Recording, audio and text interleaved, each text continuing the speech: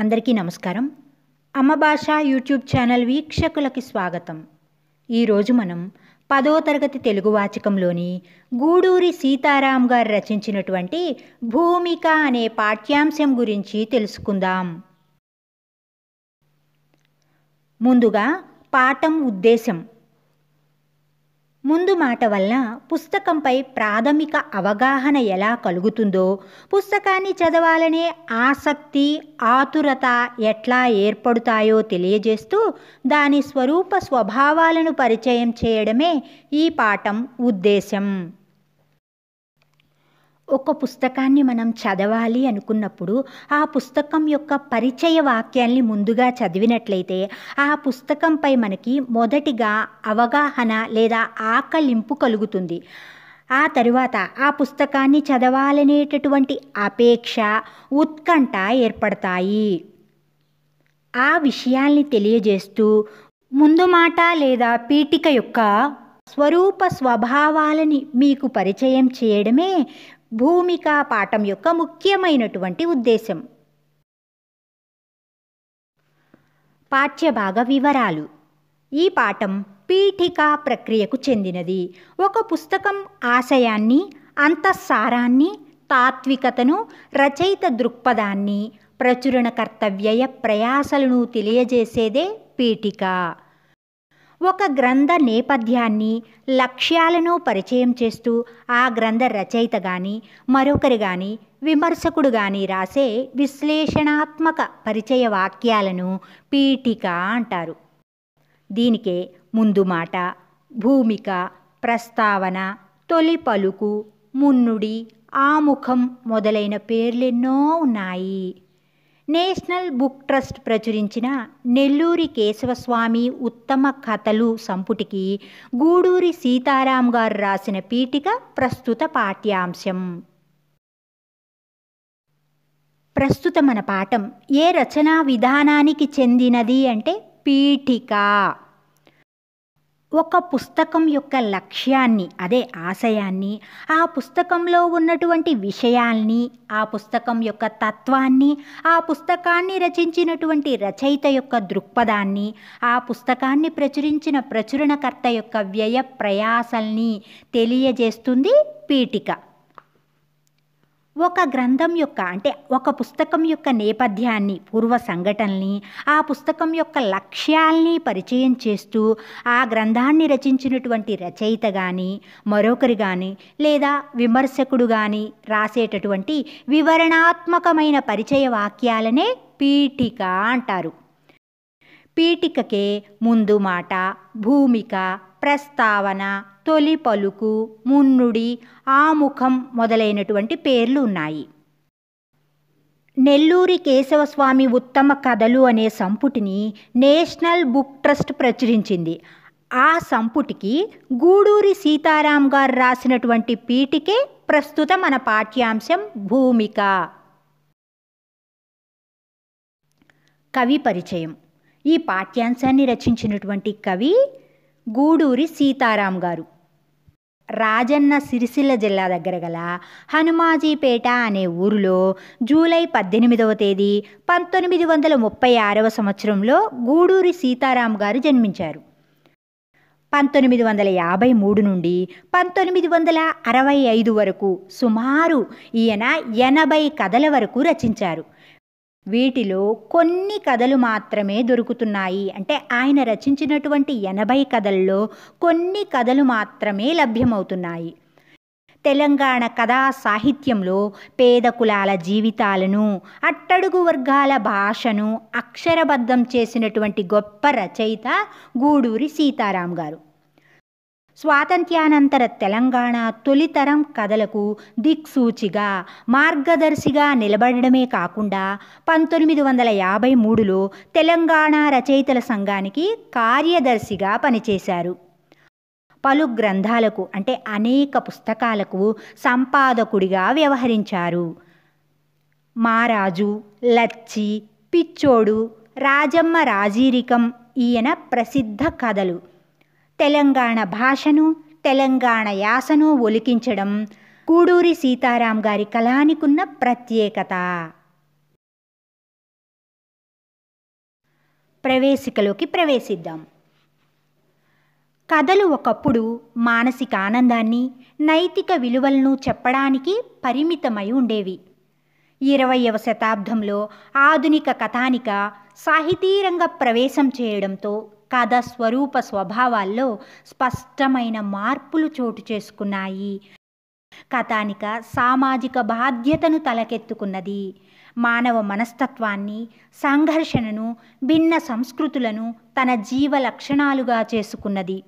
తెలుగు కథానిక అంతర్జాతీయ వేదికల మీద గర్వంగా తలెత్తుకొని నిలబడింది. అటువంటి గొప్ప కథానిక రచయితల్లో నెల్లూరి కేశవస్వామి ఒకరు. ఒకప్పుడు అంటే 20వ శతాబ్దానికి ముందు కథలనేవి మానసికమైనటువంటి ఆనందాన్ని కలిగించేవి. ఇంకా సమాజంలో నిజాయితీగా ఎలా జీవించాలి, పెద్దల పట్ల ఎలా విధేయతగా ఉండాలి, ఇలాంటి నైతిక విలువలను మాత్రమే బోధించేవి. అంటే మానసిక ఆనందంతో పాటు నైతిక విలువలను చెప్పడానికి మాత్రమే పరిమితంగా ఉండేవి. కానీ 20వ శతాబ్దంలో ఆధునిక కథానిక సాహిత్య రంగంలోకి ప్రవేశించి కథ యొక్క స్వరూప స్వభావాన్నే మార్చివేసింది అని చెప్పొచ్చు. కథానిక అనేది సామాజిక బాధ్యతను తన నెత్తిపైన వేసుకుంది. అంటే సామాజిక బాధ్యతను వహించింది. మానవుల యొక్క మనస్తత్వాన్ని, మనుషుల మధ్య లేదా మనస్సుల మధ్య ఉండేటటువంటి సంఘర్షణని, భిన్న రకాలైనటువంటి ఆచార వ్యవహారాల్ని తన జీవ లక్షణాలుగా చేసుకుంది. తెలుగు కథానిక అనేది అంతర్జాతీయ స్థాయిలో గుర్తింపును తెచ్చుకుంది. అటువంటి గొప్ప కథానిక రచయితల్లో నెల్లూరి కేశవస్వామి గారు ఒకరు. విశిష్టమైన వస్తు శిల్ప నైపుణ్యంతో మహోన్నతమైన కథలు రాసిన నెల్లూరి కేశవస్వామి భారతీయ కథా సాహిత్యంలో సుప్రసిద్ధులైన ప్రేమ్చంద్, కిషన్ చందర్లతో పోల్చదగినవాడు. ఆయన ఉత్తమ కథల గురించి కొంతైనా తెలుసుకోవడం ఎంతైనా అవసరం. భారతదేశ కథా సాహిత్యంలో ప్రేమ్చంద్, కిషన్ చందర్లు చాలా ప్రసిద్ధులైనటువంటి కథా రచయితలు. విశిష్టమైనటువంటి కథా కథనంతో గొప్ప గొప్ప కథలు రాసినటువంటి నెల్లూరి కేశవస్వామి కూడా భారతీయ కథా సాహిత్యంలో ప్రసిద్ధులైనటువంటి ప్రేమ్చంద్, కిషన్ చందర్లతో పోల్చదగినటువంటి గొప్ప రచయిత. ఆయన ఉత్తమ కథల గురించి అంటే నెల్లూరి కేశవస్వామి గారు రచించినటువంటి ఉత్తమ కథల గురించి కొంతైనా తెలుసుకోవడం తెలుగువారిగా, తెలంగాణ వారిగా మనందరికీ ఎంతైనా అవసరం.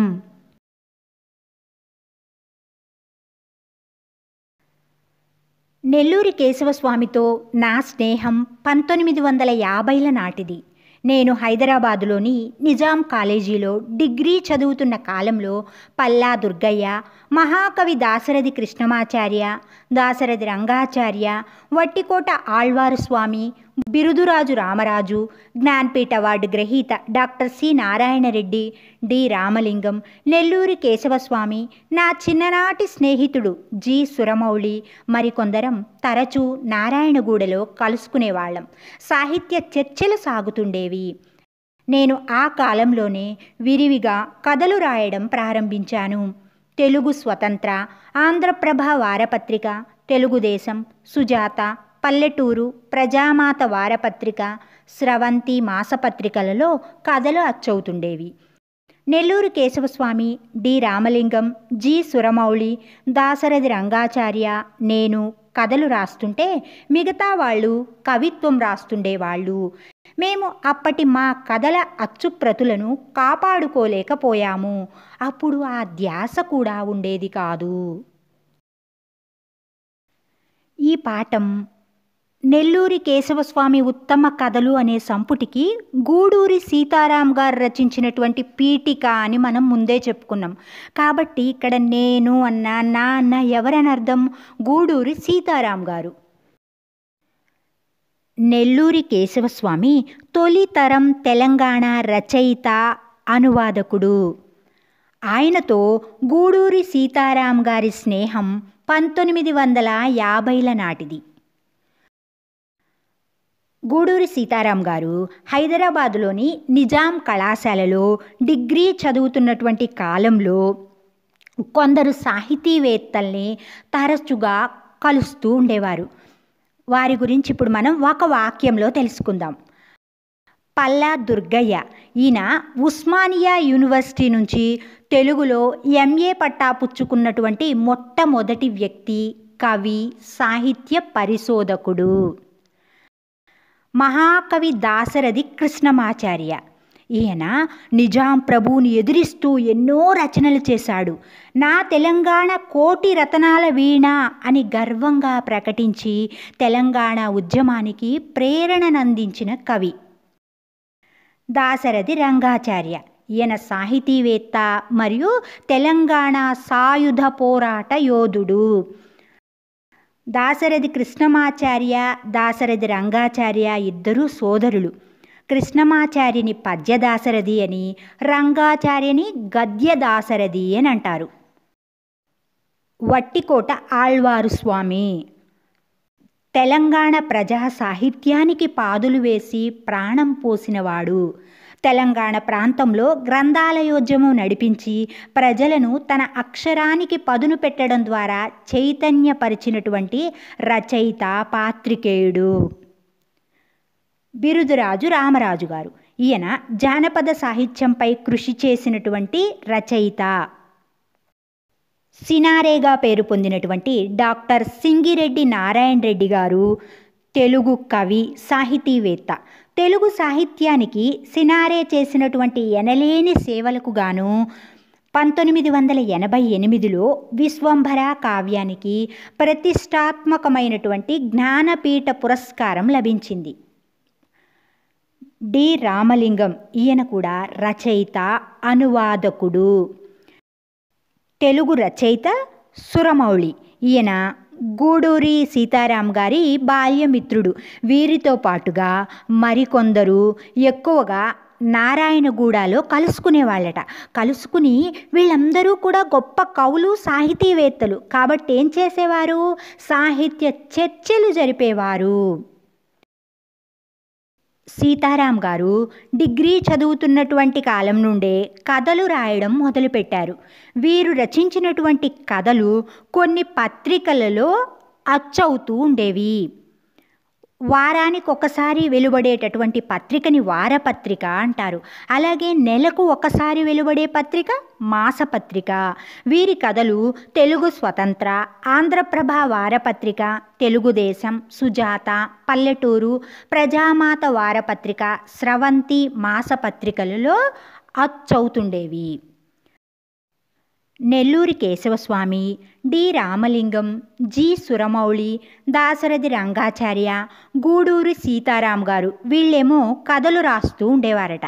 ఇక మిగతా వాళ్ళు అంటే పల్లా దుర్గయ్య, మహాకవి దాశరథి కృష్ణమాచార్య, వట్టికోట ఆళ్వారు స్వామి, బిరుదురాజు రామరాజు, డాక్టర్ సింగిరెడ్డి నారాయణ రెడ్డి వీరందరూ కూడా కవిత్వం రాస్తూ ఉండేవాళ్ళు. సీతారాం గారు తదితరులు కథలు రాసేవారు అని చెప్పుకున్నాం కదా. వీరు రచించినటువంటి కథలు కొన్ని పత్రికల్లో అచ్చయ్యేవి అని కూడా చెప్పుకున్నాం. కానీ వారు రచించినటువంటి కథల అచ్చు ప్రతులను వీరు కాపాడుకోలేకపోయారు, వాటిని సురక్షితంగా దాచలేకపోయారట.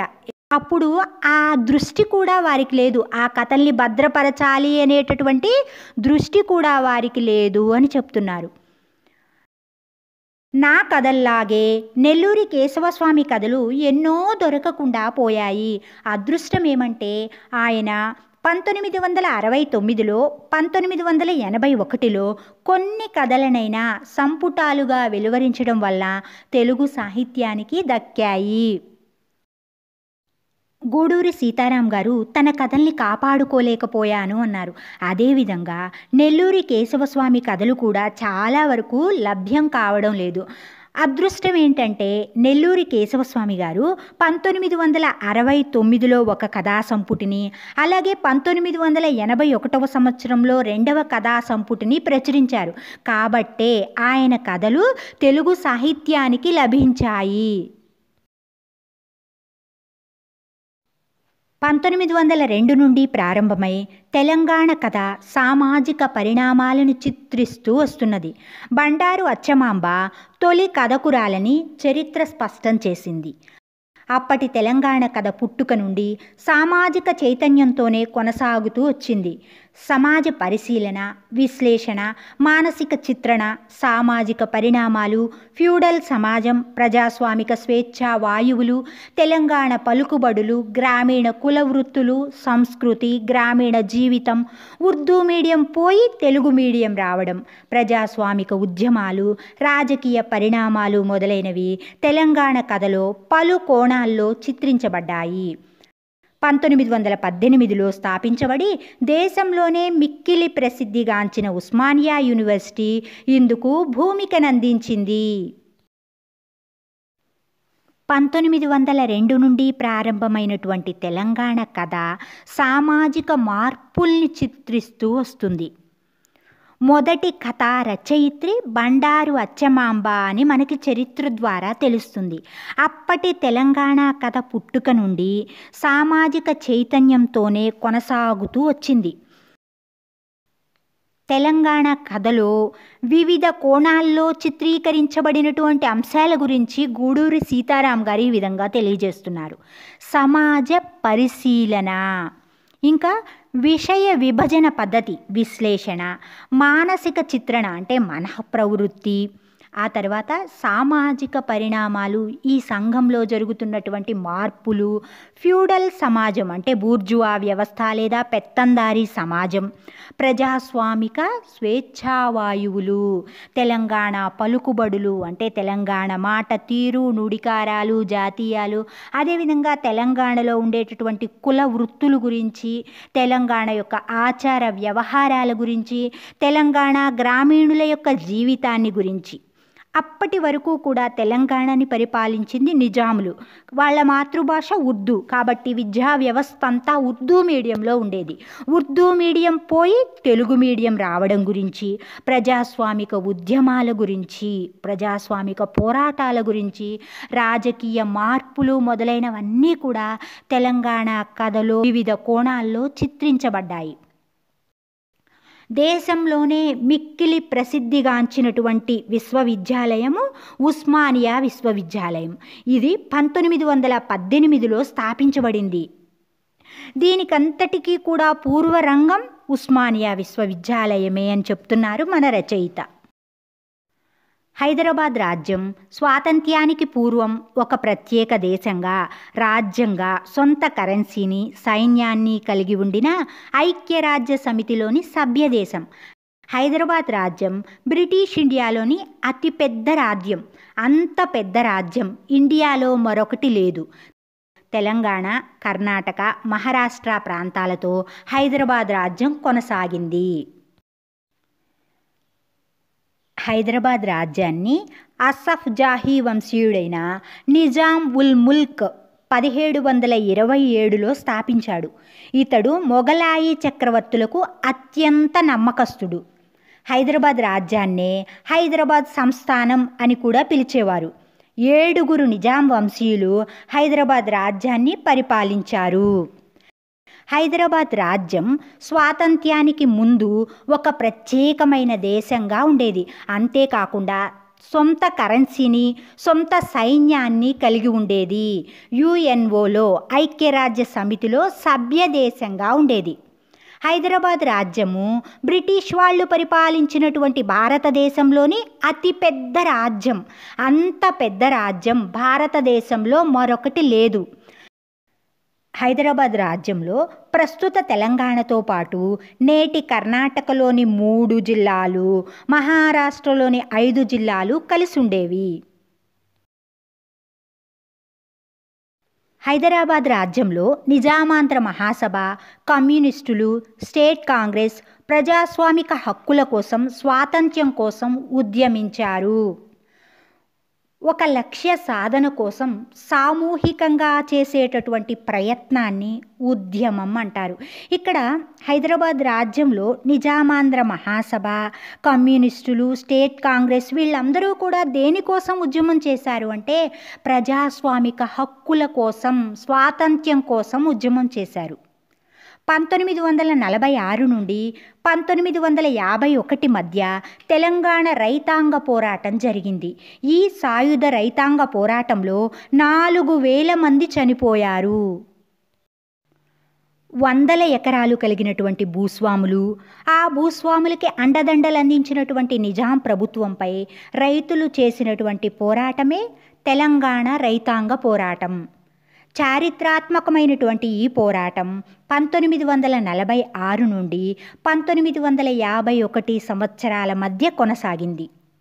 భూమి కోసం, భుక్తి కోసం, బానిసత్వ విముక్తి కోసం పేద రైతులు చేసినటువంటి ఈ సాయుధ పోరాటం ఎంతోమందికి స్ఫూర్తినిచ్చింది. వీరు చేసినటువంటి ఆయుధంతో కూడిన రైతాంగ పోరాటంలో 4,000 మంది మరణించారు. మరోవైపు రజాకార్లు విజృంభించి రైతాంగ పోరాటంపై దాడులు చేశారు. రజాకార్లకు కాసిం రజ్వీ నాయకత్వం వహించాడు. తెలంగాణలో ప్రజా ఉద్యమాన్ని అణచడానికి నియమించబడినటువంటి నిజాం పక్షాన పనిచేసిన అనధికార ముస్లిం దళాల్ని రజాకార్లు అంటారు. ఈ రజాకార్లకు కాసిం రజ్వీ నాయకుడు. కాసిం రజ్వీ నాయకత్వంలో రజాకార్లు రైతాంగ పోరాటంపై రాక్షస మూకల దాడులు జరిపారు. వీరు నరరూప రాక్షసుల్లా ప్రజలపై దాడి చేసి ప్రజల యొక్క ధన, మాన, ప్రాణాల్ని దోచుకున్నారు. హైదరాబాద్ రాజ్యంలోని అంతర్యుద్ధం అంటే అంతర్గత పోరాటం, సామాజిక సంక్షోభం వల్ల ఇండియన్ యూనియన్ సైన్యాలు హైదరాబాద్ రాజ్యంపై దండెత్తి దాడి చేసి రజాకార్లను, ఉద్యమకారులను, కమ్యూనిస్టులను అణిచివేశారు. సెప్టెంబర్ 13, 1948న హైదరాబాద్ రాజ్యంలోకి ఇండియన్ యూనియన్ సైన్యాలు ప్రవేశించాయి. సెప్టెంబర్ 17, 1948న నిజాం రాజు లొంగిపోయినట్లు ప్రకటించడం, హైదరాబాద్ రాజ్యం ఇండియన్ యూనియన్లో విలీనమైనట్టు సర్దార్ వల్లభాయ్ పటేల్ ప్రకటించడం, ఒప్పందాలు కుదుర్చుకోవడం జరిగింది. హైదరాబాద్ రాజ్యంలోకి భారతదేశ సైన్యాలు ప్రవేశించాయి అని చెప్పుకున్నాం. ఆ తరువాత సెప్టెంబర్ 17వ తేదీన 1948న నిజాం రాజు తనకి తానుగా లొంగిపోతున్నట్లుగా, తనంత తానుగా అధికారుల వశమైపోతున్నట్లుగా ప్రకటించాడు. అంటే సరెండర్ అయినట్లు ప్రకటించాడు.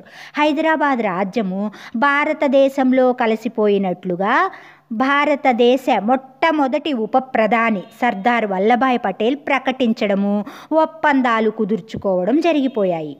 హైదరాబాద్ రాజ్యం నుండి కొందరు ముస్లింలు పాకిస్తాన్కు వెళ్ళిపోవాలి అని భావించారు. కొందరు వెళ్ళిపోయారు.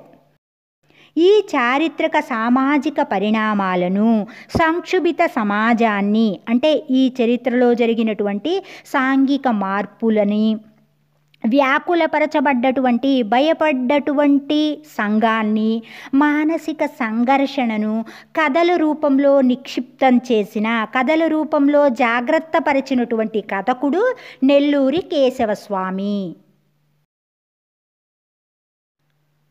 హైదరాబాదులో పుట్టిన నెల్లూరి కేశవస్వామి నిజాం కాలేజీలో ప్రీ డిగ్రీ చదివి ఉస్మానియా విశ్వవిద్యాలయంలో ఇంజనీరుగా పట్టభద్రుడై ఆంధ్రప్రదేశ్ ప్రభుత్వ పబ్లిక్ వర్క్స్ డిపార్ట్మెంటు నీటిపారుదల శాఖలో ఇంజనీరుగా పనిచేసి రిటైర్ అయ్యారు. కేశవస్వామి హైదరాబాద్ నగరంలో నివసిస్తూ అక్కడి జీవితాలను, సంస్కృతిని తెలుగులో చిత్రించిన రచయిత. నెల్లూరి కేశవస్వామి తొలితరం తెలంగాణ రచయిత అని చెప్పుకున్నాం. ఈయన హైదరాబాదులో 1920లో జన్మించారు. ఈయన నిజాం కళాశాలలో ప్రీ డిగ్రీ చదివారు. అంటే ఇంటర్మీడియట్కి సమానమైనటువంటి విద్య చదివి ఉస్మానియా విశ్వవిద్యాలయంలో ఇంజనీరుగా డిగ్రీ అందుకున్నారు. ఆంధ్రప్రదేశ్ ప్రభుత్వ పబ్లిక్ వర్క్స్ డిపార్ట్మెంటు నీటిపారుదల శాఖలో అంటే పీడబ్ల్యూడి ఇరిగేషన్ డిపార్ట్మెంట్లో ఇంజనీరుగా పనిచేసి పదవీ విరమణ చేశారు. కేశవస్వామి హైదరాబాద్ నగరంలో నివసిస్తూ అంటే ఇక్కడే పుట్టారు అని చెప్పుకుందాం, అక్కడే నివసిస్తూ హైదరాబాద్ ప్రజల యొక్క జీవితాలను, హైదరాబాద్ యొక్క సంస్కృతిని, ఆచార వ్యవహారాలని తెలుగులో చిత్రించినటువంటి గొప్ప రచయిత. ఇండియన్ యూనియన్లోని జాతీయోద్యమ కాలంలో హైదరాబాద్ రాజ్యంలో ఏం జరుగుతూ వచ్చిందో నెల్లూరి కేశవస్వామి కథల ద్వారా మనకు కొంతైనా తెలుస్తుంది. హైదరాబాద్ రాజ్యం గురించి తమిళంలో, మరాఠీలో వచ్చినంత సాహిత్యం తెలుగులో రాలేదు. తమిళం, మరాఠీలో వచ్చిన హైదరాబాద్ రాజ్యం గురించిన కథలు, నవలలు కేంద్ర సాహిత్య అకాడమీ ద్వారా పలు భాషల్లోకి అనువదించబడ్డాయి. అలా తెలుగులోకి వచ్చాయి. కేశవస్వామి కథలు తెలుగులో రాయబడిన కథలు. తెలుగు సాహిత్యంలో ఈ కథలకు విశిష్ట స్థానం ఉంది. ఇండియన్ యూనియన్లోని జాతీయోద్యమ కాలంలో అంటే స్వాతంత్ర్యం కోసం ఉద్యమించినటువంటి సమయంలో హైదరాబాద్ రాజ్యంలో ఏం జరిగింది అనే విషయం మనకి నెల్లూరి కేశవస్వామి రచించినటువంటి కథల ద్వారా కొంతైనా వివరాలు తెలుస్తున్నాయి. హైదరాబాద్ రాజ్యాన్ని గురించి తమిళ భాషలో, మరాఠీ భాషలో సాహిత్యం వచ్చింది. కానీ తమిళంలో, మరాఠీలో వచ్చినంత సాహిత్యం మన తెలుగులో రాలేదు. తమిళంలో, మరాఠీలో వచ్చినటువంటి కథలు, నవలలు కేంద్ర సాహిత్య అకాడమీ ద్వారా అనేక భాషల్లోకి అనువదించబడ్డాయి. ఒక భాషలోని విషయాన్ని మరొక భాషలోకి తర్జుమా చేయడాన్నే అనువాదము లేదా భాషాంతరీకరణము అంటారు.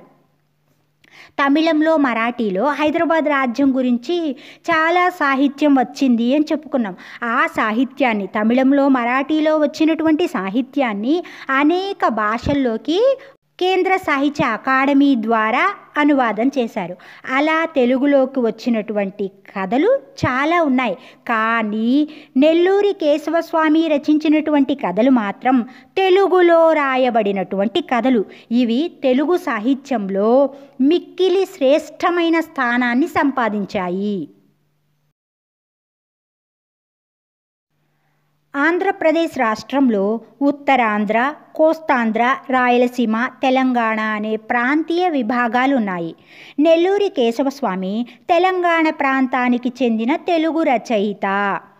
హైదరాబాదులో నివసించి హైదరాబాదులోని జీవభాషను కథల్లో చిత్రించిన రచయిత.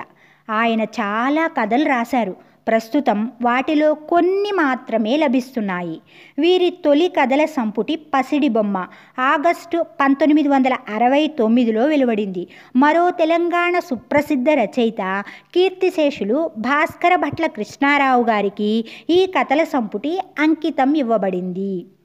ఈ సంపుటిలోని కథలు రచయిత ప్రారంభ దశను తెలపడంతో పాటు క్రమంగా చక్కని రచయితగా ఎదిగిన క్రమాన్ని కూడా స్పష్టం చేస్తున్నాయి. ఆంధ్రప్రదేశ్ రాష్ట్రంలో 4 ప్రాంతీయ విభాగాలు ఉండేవి. ఉత్తరాంధ్ర, కోస్తాంధ్ర, రాయలసీమ, తెలంగాణ. ఉత్తరాంధ్ర అంటే ఆంధ్రప్రదేశ్లో ఉత్తర భాగం, శ్రీకాకుళం, విజయనగరం, విశాఖపట్నం. అలాగే కోస్తాంధ్ర అంటే తూర్పు, పశ్చిమ గోదావరి జిల్లాలు, కృష్ణా, గుంటూరు, ప్రకాశం, నెల్లూరు జిల్లాలు. ఇక రాయలసీమ అంటే కడప, కర్నూలు, చిత్తూరు, అనంతపురం జిల్లాలు. తెలంగాణ ప్రాంతము అంటే నేటి కొత్త రాష్ట్రం మన తెలంగాణ. ఈ 4 విభాగాలు ఉండేవి. నెల్లూరి కేశవస్వామి తెలంగాణ ప్రాంతానికి చెందినటువంటి తెలుగు రచయిత. ఈయన హైదరాబాదులోనే పుట్టారు, హైదరాబాదులోనే నివసించారు. కాబట్టి హైదరాబాదులోని జీవ భాషను, హైదరాబాదులోని ప్రజలు మాట్లాడే వాడుక భాషను కథల్లో చిత్రించినటువంటి రచయిత కేశవస్వామి గారు. కేశవస్వామి చాలా కథలు రచించారు. కానీ ప్రస్తుతం వాటిలో కొన్ని మాత్రమే మనకు దొరుకుతున్నాయి. నెల్లూరి కేశవస్వామి తొలి కథల సంపుటి పసిడి బొమ్మ. ఈ పసిడి బొమ్మ అనే కథల సంపుటి 1969 ఆగస్టు నెలలో వెలువడింది. ఈ కథల సంపుటిని సుప్రసిద్ధ రచయిత అయినటువంటి కీర్తిశేషులు భాస్కర భట్ల కృష్ణారావు గారికి అంకితం ఇచ్చారు.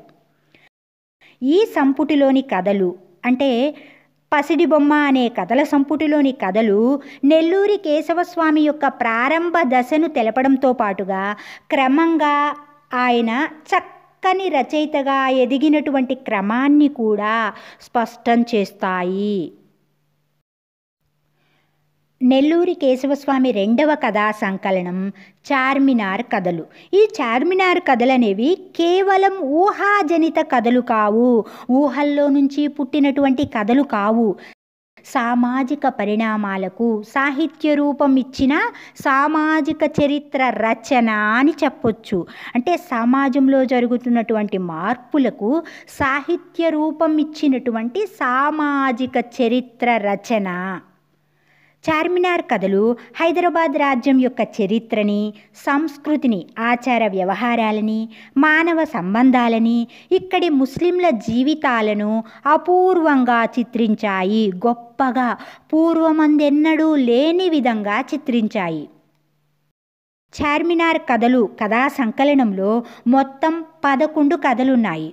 విముక్తి, రూహి ఆపా, షరీఫా, ప్రతీకారం, అదృష్టం, యుగాంతం, వంశాంకురం, కేవలం మనుషులం, ఆఖరి కానుక, భరోసా అనే శీర్షికలతో అనే పేరులతో రాసిన 11 కథలున్నాయి. చార్మినార్ కథల్లోని నవాబులు, దేవిడీలు, మహబూబ్ కి మెహందీ, కోటీలు, దివాన్ ఖాన్లు, జనానా ఖానాలు, బేగం సాహెబాలు, దుల్హన్ పాషాలు, పాందాన్, పరాటా కీమా, దాల్చా, నమాజులు, పరదాల వెనుక జీవితంలోని సంస్కృతి, సంఘటనలు, లక్నో, అవధ్, ఢిల్లీలలోని ముస్లిం రాజుల, రాజ్యాల, ప్రజల జీవితాలను, అవిభక్త ఇండియాలోని పాకిస్తాన్, బంగ్లాదేశ్ ప్రాంతాల సంస్కృతిని, మధ్య ఆసియా, ముస్లిం దేశాల సంస్కృతిని గుర్తుకు తెస్తాయి. ఈ కథలు అంతర్జాతీయ సంస్కృతి, జీవన విధానం, హైదరాబాద్ రాజ్యంలో నిర్దిష్టంగా ఎలా ఉండేదో తెలుపుతాయి. 11వ శతాబ్దం నుండి ఇండియాలో సాగిన ముస్లింల వలసలు, రాజ్యాలు, అవి తెచ్చిన పరిపాలనా విధానాలు, జీవన విధానం, సంస్కృతి, భారతీయ సంస్కృతిపై, జీవన విధానంపై చెరగని ముద్ర వేశాయి. భారతీయ సంస్కృతిలో, జీవితంలో అంతర్భాగమైనాయి. అవి హిందూ ప్రజల జీవితంలోకి కూడా ప్రవేశిస్తూ 2 మతాల మధ్య ఆలోచనల్లో, సంస్కృతిలో, జీవితంలో ఆదాన ప్రదానాలు జరిగాయి. అలా ఒక నూతన సమన్వయ సంస్కృతి విస్తరించింది. అలా విస్తరించడంలో భాగంగా హైదరాబాద్ నగరం కాస్మోపాలిటన్ నగరంగా ఎదిగింది. ఆ నేపథ్యాన్ని, ఆ జీవితాలను కేశవస్వామి తన కథల్లో చిత్రించారు. చార్మినార్ కథా సంకలనంలో 11 కథలున్నాయి అనుకున్నాం. ఆ కథల ద్వారా మనకి ఏమేమి జ్ఞప్తికొస్తాయి, గుర్తుకు తెస్తాయి అంటే నవాబులు, ముసల్మాన్ చక్రవర్తులు, దేవిడీలు అంటే నిజాం పాలనా కాలంలో నిర్మించినటువంటి పెద్ద పెద్ద భవనాలు, ఇంకా మహబూబ్ కి మెహందీ, ప్రేమికుడి గోరింటాకు, కోటీలు, వేశ్యావాటికలు, దివాన్ ఖాన్లు, రాజదర్బారు, జనానా ఖానాలు అంటే అంతఃపురము, బేగం సాహెబాలు, నవాబుల భార్యలు, దుల్హన్ పాషాలు, పెళ్లి కూతుర్లు, పాందాన్ అంటే తాంబూలాన్ని వేసుకునేవారు కదా ఆ రోజుల్లో. తమలపాకులతో పాటు సున్నము, కాచు, పోక, ఇతర సుగంధ ద్రవ్యాలను ఒక చిన్న పెట్టెలో సర్ది పెట్టుకునేవారు అనమాట. అదే పాందాన్. ఇంకా పరాటా, కీమా, రొట్టె ముక్కలు, దాల్చిన చెక్క, నమాజులు అంటే ప్రార్థనలు, తెరల వెనుక జీవితంలోని ఆచార వ్యవహారాలు, నాగరికత, సంఘటనలు, లక్నో, అవధ్, ఢిల్లీలోని ముస్లిం రాజుల, రాజ్యాల, ప్రజల జీవితాలు, పాకిస్తాన్, బంగ్లాదేశ్, ఇండియాలో కలిసి ఉన్నప్పటి ఆ ప్రాంతాల యొక్క సంస్కృతి, మధ్య ఆసియా ముస్లిం దేశాల యొక్క సంస్కృతి, ఇవన్నీ కూడా ఆ కథలు మనకి గుర్తుకు తెస్తాయి. ఈ కథలు అంతర్జాతీయ సంస్కృతి, జీవన విధానము, హైదరాబాద్ రాజ్యంలో నిర్దిష్టంగా ఎలా ఉండేదో తెలియజేస్తాయి. మెరుగైనటువంటి జీవితం కోసం ఒక ప్రాంతం నుంచి మరొక ప్రాంతానికి రావడాన్నే వలస అంటారు. 11వ శతాబ్దంలో ఇండియాలో సాగినటువంటి ముస్లింల వలసలు, రాధ్యాలు, ఇంకా అవి తెచ్చినటువంటి పరిపాలనా విధానాలు, జీవన విధానము, వారి యొక్క ఆచార వ్యవహారాలు, భారతీయ ఆచార వ్యవహారాలపై, భారతీయ సంస్కృతిపై, జీవన విధానంపై చెరిగిపోని గుర్తులుగా మిగిలాయి. భారతీయ సంస్కృతిలో, జీవితంలో కలిసిపోయాయి.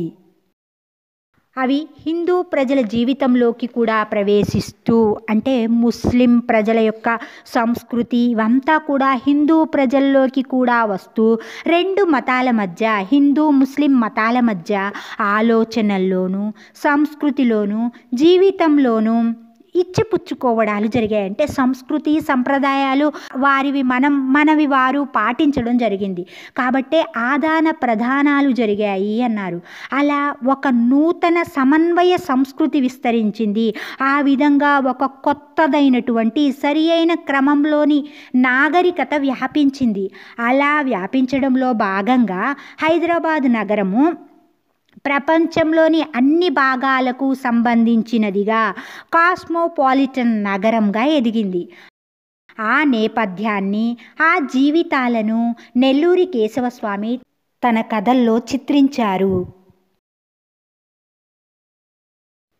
యుగాంతం అనే కథ ప్రత్యేకంగా చెప్పాల్సినటువంటి కథ. ఇండియా రెండు దేశాలుగా విడిపోయి, అంటే ఇండియా పాకిస్తాన్గా విడిపోయి, పాకిస్తాన్ ఏర్పడిన నాటి పరిస్థితులు, సంక్షోభాలు, హత్యాకాండ, మారణకాండ గురించి భీష్మ సహాని తమస్ నవలలో చిత్రించారు.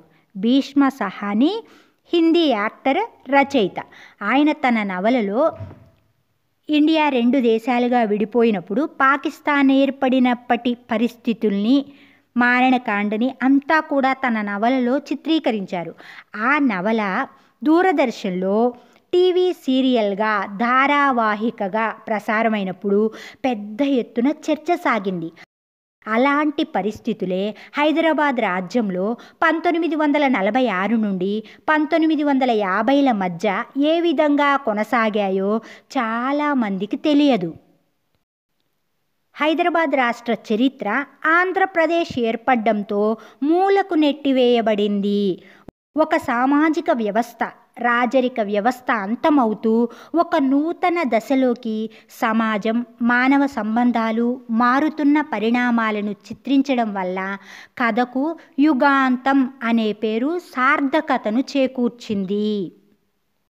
అప్పటి వరకు హైదరాబాద్ ప్రాంతాన్ని నవాబులు పరిపాలించారు. ఆ రాజరిక వ్యవస్థ అనేది అంతమైపోతూ ఒక కొత్త దశలోకి సమాజం వస్తుంది. కాబట్టే ఈ కథకు యుగాంతం అనే పేరు చక్కగా సరిపోయింది. యుగాంతం నిజంగానే ఒక యుగాంతాన్ని చిత్రించిన గొప్ప కథ. హైదరాబాద్ రాజ్యంలోని ప్రత్యేక పరిణామాలను, ప్రత్యేక మార్పులను, సామాజిక చరిత్రను ఈ కథ ఒక చారిత్రక డాక్యుమెంటులా మన ముందు ఉంచుతుంది. ఈ ఒక్క కథ రాసి మరేమీ రాయకపోయినప్పటికీ కూడా నెల్లూరి కేశవస్వామి భారతదేశం గర్వించదగినటువంటి గొప్ప కథకుల్లో ఒకడుగా కీర్తించబడేవాడు. చార్మినార్ కథల సంపుటి వెలువడిన నేపథ్యం నెల్లూరి కేశవస్వామిని రచయితగా హిమాలయ ఉన్నత శిఖరాలపై నిలుపుతుంది. సమాజానికి వ్యతిరేకంగా ప్రవర్తించే వ్యక్తులు లేదా సమూహాలని అసాంఘిక శక్తులు అంటారు. కొన్ని అసాంఘిక శక్తులు హైదరాబాద్ ఓల్డ్ సిటీలో, హైదరాబాద్ పాత బస్తీలో హిందూ ముస్లిం సంఘర్షణల పేరిట అపార్థాలు సృష్టించి మారణకాండను జరిపారు. హిందూ ముస్లింల మధ్య అసలు నేరస్తులు, వారి రాజకీయ లక్ష్యాలు తెలియక అనుమాన బీజాలు పెరిగాయి. ఆ సంక్షుభిత వాతావరణంలో హిందూ ముస్లింల సఖ్యత కోసం ఎందరో ప్రజాస్వామికవాదులు నడుం బిగించారు. అంటే అసలు నేరస్తులు ఎవరో తెలియక ఒకరిపై ఒకరు అనుమానంతో హిందూ ముస్లింల మధ్య కలతలు ఏర్పడ్డాయి.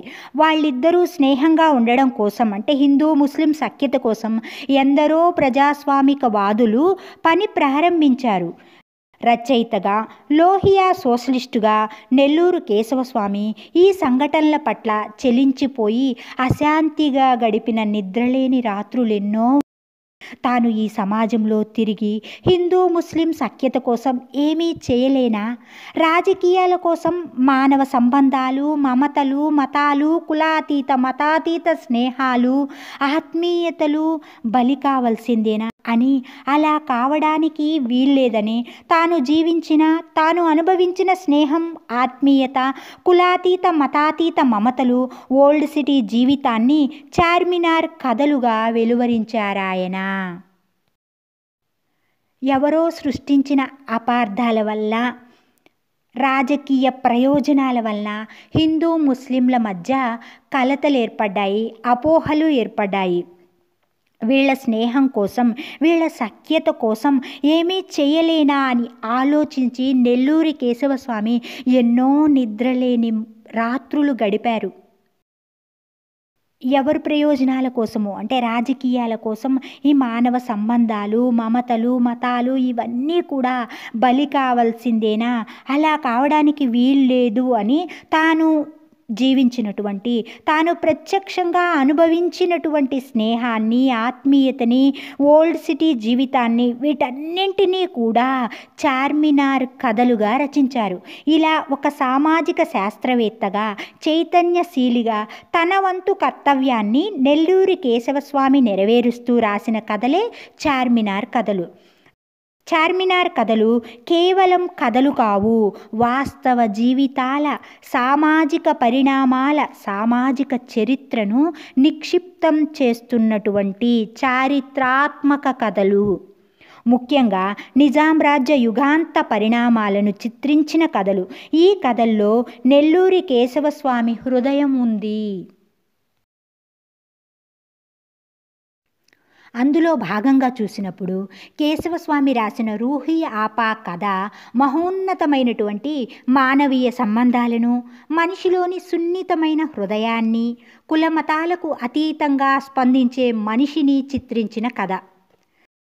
ముజ్రాల జీవితాల్లో ఆనందించే, జీవితమంతా హృదయంలో దాచుకునే సంతోష సన్నివేశాలు రూహీ ఆపాలో చిత్రించారు కేశవస్వామి. రెండు కథల పాత్రలకు అవే పేర్లు ఉంచడంలో రచయిత ఒక స్పష్టమైన దృష్టితోనే రాశాడు అని చెప్పకనే తెలుస్తున్నది. ఒకరోజు రమణి పాట వినడానికి నవాబు గారు వస్తున్నారని అమ్మ తయారు కమ్మని చెబుతుంది. ఏదో అనుమానం పొడసూపితే అలాంటిదేమీ లేదు అని రమణికి తల్లి హామీ ఇస్తుంది. నవాబు ముందు ఒక గజల్ అందుకుంది. అది విన్నంతసేపు నవాబు గారు కళ్ళు మూసుకునే ఉన్నారు. నవాబు గారు నెలకు 1000 రూపాయల భరణం ఇస్తారని, వారానికోసారో నెలకోసారో వారి దేవుడికి మధ్యాహ్నం పూట వెళ్ళి 1-2 గంటలో పాటలు పాడి వినిపించి రావాలని, ముజ్రాలు పూర్తిగా మానివేయాలని, కావాలంటే రేడియోలో ప్రోగ్రాం ఇవ్వొచ్చని చెప్పినట్లు తల్లి చెబుతుంది. ఆనాటి నుంచి రమణి రోజువారీ కార్యక్రమం మారిపోయింది. ఒకరోజు నవాబు నీకీ పేరు బాగాలేదని రూహీ అని పేరుతో పిలుస్తానని కోరుతాడు. నవాబు ముందు రమణి గజల్ పాడుతుంది. అది విన్నంతసేపు కూడా నవాబు కళ్ళు మూసుకునే ఉంటారు.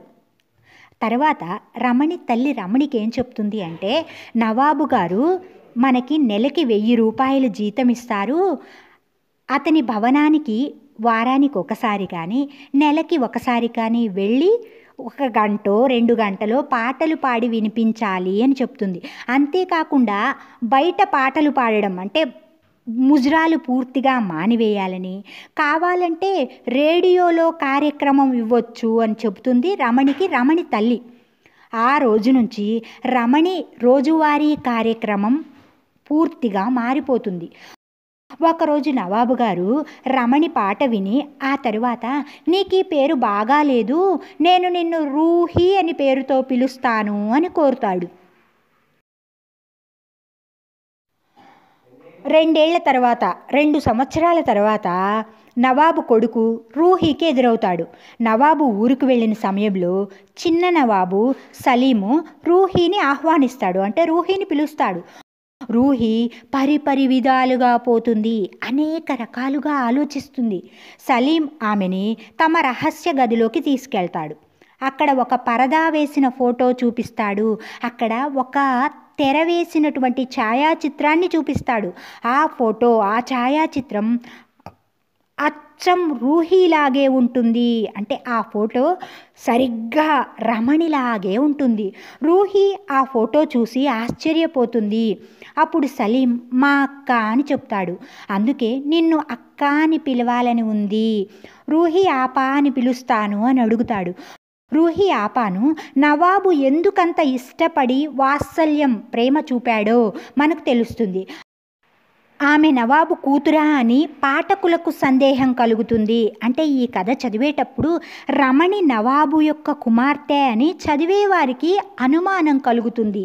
సొంత కూతురులా నవాబు, సొంత అక్కలా నవాబు కొడుకు ఓ ముజ్రాల రమణిని గౌరవించిన తీరును చిత్రించడం ద్వారా ముస్లిం నవాబుల్లో కొనసాగిన హృదయ సంస్కారాన్ని రచయిత ఒడిసి పట్టాడు. అంటే ముస్లిం నవాబుల్లో కొనసాగినటువంటి మంచి మనస్సుని రచయిత ఈ కథల్లో జాగ్రత్తగా ఒడుపు చేసి ఆవిష్కరించారు. చార్మినార్ కథల్లోని షరీఫా, ప్రతీకారం, అదృష్టం, వంశాంకురం, కేవలం మనుషులం, భరోసా, ఆఖరి కానుక మొదలగు కథలు విశిష్టమైనవి. ఈ కథలన్నీ కూడా దేనికవే ప్రత్యేకమైనవి. వంశాంకురం కథలో ముస్లిం పెళ్లి సంబంధాలు ఎలా ఉంటాయో, కొడుకు పుట్టాలనే ఆశ ఆడపిల్లల జీవితాలను ఎలా అతలాకుతలం చేసి, ఎలా నలిగిపోయేలా చేసి ఆత్మహత్యకు పురికొల్పుతాయో, హృదయ విదారకంగా అంటే ఆత్మహత్య చేసుకునేలా ప్రేరేపిస్తాయో, గుండెను చీల్చేలా చిత్రించింది. కేవలం మనుషులం కథలో హుస్సేన్ మిర్జా, మహబూబ్ రాయ్ సక్సేనా దశాబ్దాల స్నేహితులు, 10 సంవత్సరాల నుంచి మిత్రులు. వారి కుటుంబాలు స్నేహంగా కలిసుంటాయి. మతాల సరిహద్దులను చెరిపివేసిన స్నేహం గురించిన చక్కని కథ కేవలం మనుషులం. భరోసా కథ నమ్మిన పేదలను నట్టేట ఎలా ముంచుతారో భరోసాను భగ్నం చేసిన యథార్థ కథ. భరోసా అనేటటువంటి కథ నమ్మినటువంటి పేదవాళ్లను నది మధ్యలో ఎలా ముంచుతారో భరోసాని భగ్నం చేసినటువంటి నిజమైన కథ. ఆఖరి కానుక కథ రోజు రోజుకి పేదరికంలోకి ఈడవబడుతున్నటువంటి ముస్లిం కుటుంబాలు అరబ్బు దేశాల షేకులకు తమ కూతుళ్ళనిచ్చి పెళ్లి చేసి తద్వారా కాస్త ఆర్థిక సౌలభ్యం పొందాలనుకునేటటువంటి దుస్థితిని తెలియజేస్తుంది. ఇలా వాసిలో విశిష్టమైన వస్తు శిల్ప నైపుణ్యంతో మహోన్నతమైన కథలు రాసిన నెల్లూరు కేశవస్వామిని భారతీయ సాహిత్యంలో పోల్చవలసి వస్తే ఉర్దూ, హిందీల్లో రాసిన సుప్రసిద్ధ రచయితలు ప్రేమ్చంద్, కిషన్ చందర్ల కోవకు చెందిన రచయిత. అలనాడు హైదరాబాద్ రాజ్యంలోని గోల్కొండ గనుల్లో లభించిన ప్రపంచ ప్రఖ్యాతిగాంచిన కోహినూర్, జాకోబ్ వజ్రాల వంటివే స్వర్గీయ నెల్లూరి కేశవస్వామి కథలు. ఇంతటితో గూడూరి సీతారాం గారు రచించిన భూమికా పాఠం సమాప్తం. ధన్యవాదాలు.